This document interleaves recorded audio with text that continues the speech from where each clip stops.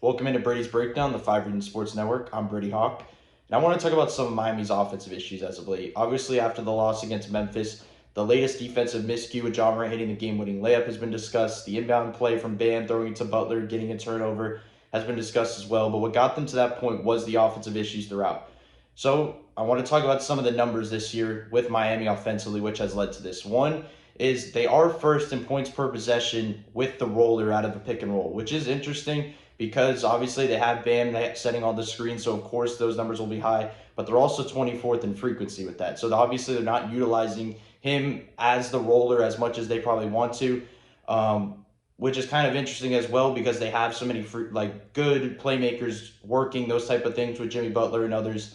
And when they're talking about the ball handler in those pick and roll sets, they're 24th in points per possession, which is basically the issue that we're going to be talking about. The constant thing is they are lacking a guy that can get to the rim efficiently, get to the rim consistently, is the thing that I keep harping on. Obviously, Jimmy Butler is a guy that can do that better than most players in the NBA, but other than Jimmy, they don't really have another guy that can really do that. Obviously, they're setting a pick for him, and they go into their mid-range pull-ups like Hero and Goran love to do, but they need a second guy that can basically get to the rim when they're setting those screens for him, especially with a guy like Bam that sets such effective screens. And the ball handler out of a pick and roll is 14th in frequency, so obviously they utilize it a lot. It's just they're not getting to the rim as much as they probably need to be in being effective for their offense. Another thing is they are fifth in points per game in cutting, and they're the highest frequency in the NBA, which has been basically apparent as of late. Their offense has basically been working through off-ball cuts. I think that really picked up with Bam going out when they had to change the offensive a bit for Olynyk, putting the ball in his hands a lot more, working off-ball screens, working different sets. They've kind of gone away from it a little bit. You see it at the beginning of the game always because that's basically their go-to right out the gate. But I do think this can be utilized a little bit more when talking about Kelly Olynyk being on the floor when Bam goes to the bench. I think that's where it comes in when you're discussing a guy, even though the numbers are great with Bam and Butler in the starting lineup, there are some areas of improvement that if you're comfortable putting Olynyk off the bench instead and allowing him to utilize the playmaking skills and different things instead of a spot-up guy and adding a four that you can plug in there, which I don't think Trevor Ariza is the four that you're going to put in as the starting lineup. Maybe when you get to a playoff, maybe you trust him if he's rolling, but I don't expect that right away.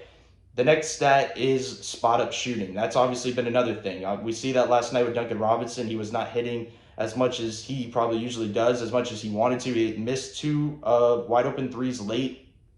They're eighth in points per possession last year, and this year they're 14th in points per possession. They're 14th in points per possession, which is obviously not that big of a change, obviously down six, but it's clear that there's not a lot of improvement, and it's actually going in the opposite direction, which is not expected. That has a lot to do with the way defenses are guarding Duncan Robinson. They're guarding others. The driving kicks have still been utilized a lot, getting open shots for others, but they're just not falling as of late. You've seen the numbers in Tyler Hero, other guys. The three-point numbers are down, and a lot of those shots are spot-up shots that they're getting that are good shots, and I think that's a big reason as well for their offensive issues.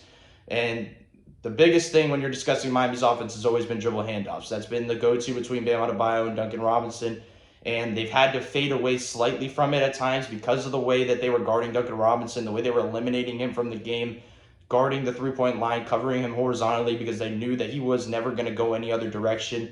But they've gone from first in points per possession last year to 18th in points per possession, which obviously is another big reason for the offensive issues that they've had to change on the fly because not that they didn't expect Duncan Robinson to get taken away like this due to his high-level shooting, but it just wasn't expected to this degree.